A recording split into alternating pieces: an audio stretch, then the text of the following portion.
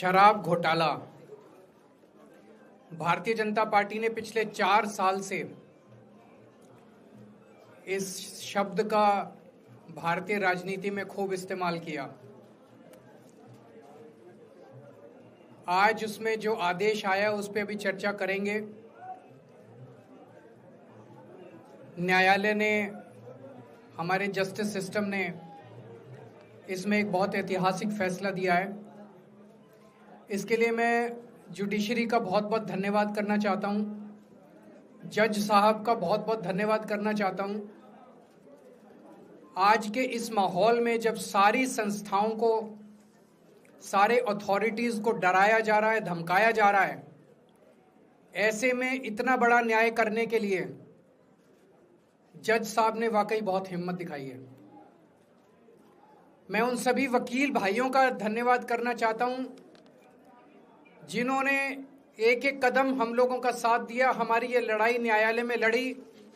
मैं खासकर नाम लेना चाहता हूं, अभिषेक मनु सिंघवी साहब का धन्यवाद करता हूं, हरिहरन साहब का धन्यवाद करता हूं, रिबेका मैडम का धन्यवाद करता हूं, विक्रम चौधरी जी का, दयान कृष्णन जी का, रमेश गुप्ता जी का, शादान का, मोहित माथुर जी का, विवेक जैन, रजत, मोहम्मद इरशाद, करण, मुदित जैन, और भी कई नाम है, अगर मेरे से कुछ रह गए हो। बहुत सारे वकीलों ने हमारा साथ दिया, और उन सारे देश भर के लोगों का जिन्होंने पिछले 4 साल से जिस तरह से हमारे ऊपर अत्याचार किया जा रहा था, इतने कठिन समय में हम लोगों का साथ दिया, उनका धन्यवाद करना चाहता हूं।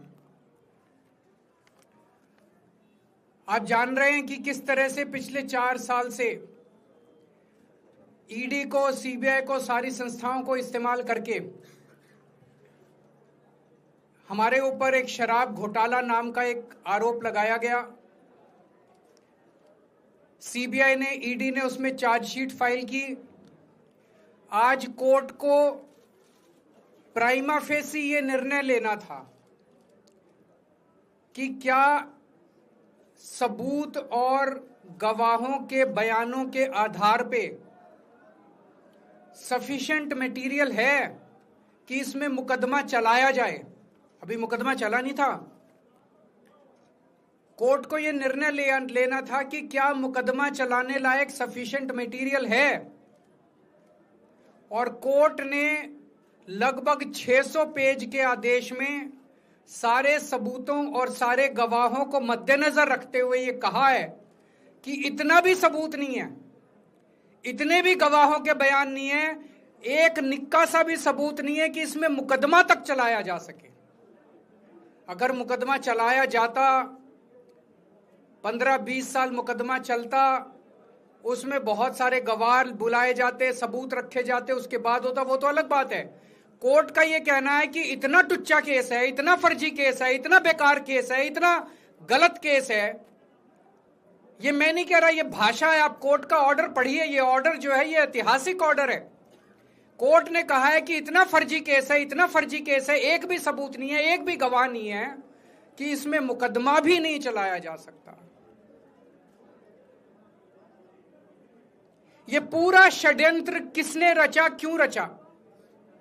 ये पूरा षड्यंत्र 2 लोगों ने मिलकर रचा, नरेंद्र मोदी जी और अमित शाह जी। और आज उन दोनों को पूरे देश से माफी मांगनी चाहिए। उन दोनों ने मिलकर षड्यंत्र रचा कि आम आदमी पार्टी को खत्म किया जाए, आम आदमी पार्टी को बर्बाद किया जाए। और उस षड्यंत्र के तहत आजाद भारत का सबसे बड़ा और सबसे घिनौना षड्यंत्र रचा उन लोगों ने। वो देख रहे थे कि दिल्ली में वो हमें नहीं हरा सकते। वो देख रहे थे कि दिल्ली की जनता हमारे कामों से बहुत खुश है। वो देख रहे थे दिल्ली में कामों की राजनीति के आधार पे वो कहीं खड़े नहीं होते, तो उन्होंने एक षड्यंत्र रचा। जनता जानती है कि केजरीवाल ईमानदार, उन्होंने कहा केजरीवाल की ईमानदारी पे चोट करो। जनता जानती है कि आम आदमी पार्टी ईमानदारी, उन्होंने कहा आम आदमी पार्टी की ईमानदारी पे चोट करो। उन्होंने आम आदमी पार्टी को खत्म करने के लिए षड्यंत्र रचा और बोले केजरीवाल बेईमान है, केजरीवाल बेईमान है, केजरीवाल बेईमान है, केजरीवाल ने शराब घोटाला किया, केजरीवाल पैसे खा गया, केजरीवाल ने 100 करोड़ रुपए खा लिए। मैंने जिंदगी में केवल ईमानदारी कमाई है। मैंने जिंदगी में केवल इज्जत कमाई है, एक नया पैसा नहीं कमाया मैंने अपनी जिंदगी में। इन लोगों की तरह नहीं हूं मैं।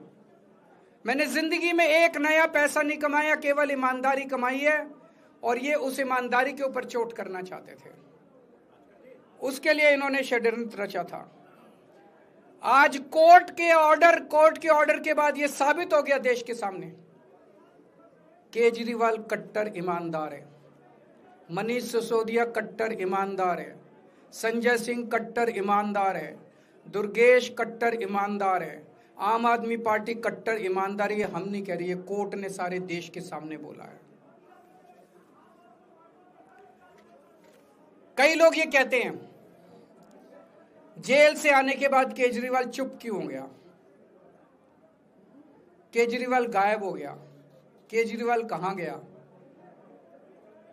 मैं कोई नेता नहीं हूं, मैं कोई पॉलिटिशियन नहीं हूं। पॉलिटिशियन को फर्क नहीं पड़ता, उनको 4 गाली दे दो, मोटी चमड़ी होती है उनकी। मैंने जिंदगी में केवल ईमानदारी कमाई है। मेरे को जब कोई बेईमान बोलता है मुझे फर्क पड़ता है। मेरे को जब जेल भेजा जाता है, मेरे परिवार के ऊपर ताने मारे जाते हैं, मेरे को फर्क पड़ता है। केजरीवाल को फर्क पड़ता है। इसलिए मैंने तय किया था कि जब सारे देश के सामने मैं निर्दोष साबित हो जाऊंगा, तब तक मैं चुप रहूंगा। आज मेरे दिल से बहुत बड़ा बोझ उतर गया। मैं मोदी जी को कहना चाहता हूं, मोदी जी, आपने हमारे ऊपर इतने केस कर लिए, आपने ईडी छोड़ दी, आपने सीबीआई छोड़ दी, आपने पुलिस छोड़ दी, आपने इनकम टैक्स छोड़ दिया हमारे पीछे, आपने जेल भेज दिया हमारे 5 सबसे बड़े नेताओं को। आम आदमी पर एक समय ऐसा था जब आम आदमी पार्टी के सबसे टॉप के 5 नेता जेल में थे एक साथ। उसके बाद भी केजरीवाल का कुछ नहीं बिगाड़ सके। अब तो एक ही तरीका बचा है मोदी जी केजरीवाल से निपटने का, केजरीवाल का कत्ल करवाना पड़ेगा, केजरीवाल की हत्या करवानी पड़ेगी। उसके अलावा अब केजरीवाल आपसे संभलने वाला नहीं है। अब आपके बस का नहीं है केजरीवाल, आपने सब कुछ करके देख लिया, अब केजरीवाल का कत्ल ही करवाना पड़ेगा। और एक तरीका है, मैं पहले भी बोल चुका, लेकिन वो मोदी जी के बस का नहीं है। मैंने 500 स्कूल बनवाए दिल्ली में, आप 5000 स्कूल बनाओ। मैंने दिल्ली की सड़कें अच्छी करी, आप पूरे देश की सड़कें ठीक कर दो, देखो केजरीवाल को कोई पूछेगा ही नहीं। केजरीवाल ने 200 मोहल्ला क्लिनिक बनाया, 20,000 मोहल्ला क्लिनिक बनाओ। आप तो देश के प्रधानमंत्री हो, अरे अच्छे काम करो ना। वो नहीं होता मोदी जी से, वो मोदी जी से नहीं होता। मैं उनको कहना चाहता हूं, प्रधानमंत्री जी, केवल सत्ता की जो प्रधानमंत्री मोदी जी की और अमित शाह जी की सत्ता की हवस है, ये उसका नतीजा है जो ये षड्यंत्र रचा गया। और इस षड्यंत्र का मैं बहुत छोटा हूं, हमारे परिवार ने बहुत भुगतान किया। मैं जेल गया, मेरी मां बीमार रहती है बहुत ज्यादा, उसको अस्पताल में एडमिट कराना पड़ा, बहुत रोई मेरी मां, बहुत रोई। इनकी पत्नी मनीष सिसोदिया जी की पत्नी, उनको मल्टीपल स्क्लेरोसिस डिजीज है, सब लोग जानते हैं। जब सुप्रीम कोर्ट में केस चल रहा था, संजीव खन्ना जी ने कहा कि बहुत गंदी बीमारी है, उनके नीचे का पूरा पोर्शन काम नहीं करता और धीरे धीरे बीमारी बढ़ती जा रही है। हमारे परिवार ने बहुत भुगता है, लेकिन वो इंपॉर्टेंट नहीं है, हम इंपॉर्टेंट नहीं है, हमारा परिवार भी इंपॉर्टेंट नहीं है। लेकिन मोदी जी और अमित शाह जी के षड्यंत्र का खामियाजा जो दिल्ली भुगत रही है, दिल्ली के 3 करोड़ लोग भुगत रहे हैं, उसकी भरपाई कौन करेगा? आज दिल्ली में कहीं चले जाओ, सारी सड़कें टूटी पड़ी हैं, अस्पतालों में दवाइयां मिलनी बंद हो गई हैं, मोहल्ला क्लिनिक बंद किए जा रहे हैं, स्कूलों का बुरा हाल हो रहा है। पूरे दिल्ली में पोल्यूशन इतना ज्यादा कभी दिल्ली की जनता ने नहीं देखा था। यमुना का बहुत बुरा हाल हो गया है। एक चीज बता जो तो दिल्ली में इन्होंने ठीक करी हो, पूरी दिल्ली का बेड़ा गर्क कर दिया। सबसे बड़ा खामियाजा मोदी जी और अमित शाह जी की सत्ता की हवस, उसका सबसे बड़ा खामियाजा दिल्ली के 3 करोड़ लोगों ने भुगता है। दिल्ली के लोगों से जाके पूछो। आज मैं चैलेंज करता हूं मोदी जी को, मोदी जी हिम्मत है दिल्ली में दोबारा चुनाव करा के दिखा दो, 10 से ज्यादा तुम्हारी सीट आ जाए, मैं राजनीति छोड़ दूंगा। तुम्हारी 10 से ज्यादा सीट आ जाए, मैं राजनीति छोड़ दूंगा। दिल्ली की जनता त्रस्त हो चुकी है तुम लोगों से।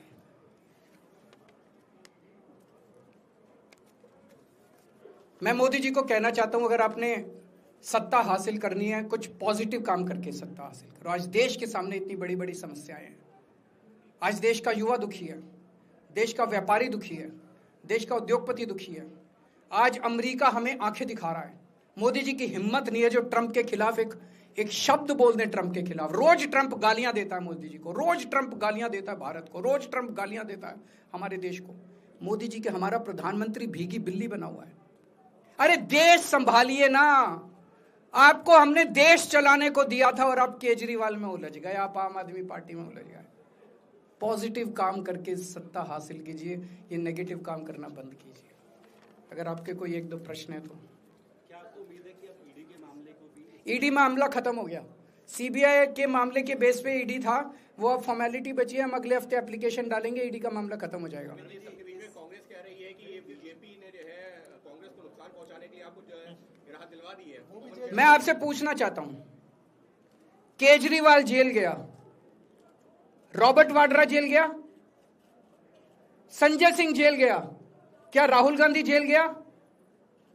मनीष सिसोदिया जेल गया, सोनिया गांधी जी जेल गई? किस मुंह से बात करते हैं? शर्म नहीं आती कांग्रेसियों को?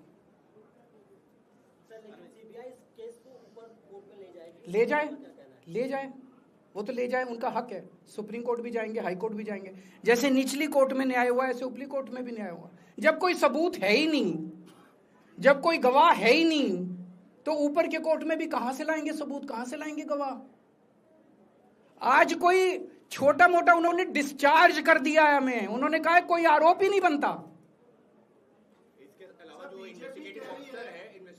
इन्वेस्टिगेटिंग ऑफिसर सीबीआई के ऊपर उन्होंने, कोर्ट ने टिप्पणी की है कि सीबीआई अपने दोषी अधिकारियों के खिलाफ डिसिप्लिनरी एक्शन, कभी ऐसा ऑर्डर देखा है? इसका मतलब कितना फर्जी मुकदमा था कि सीबीआई के अफसरों के खिलाफ डिसिप्लिनरी एक्शन लिया जाएगा।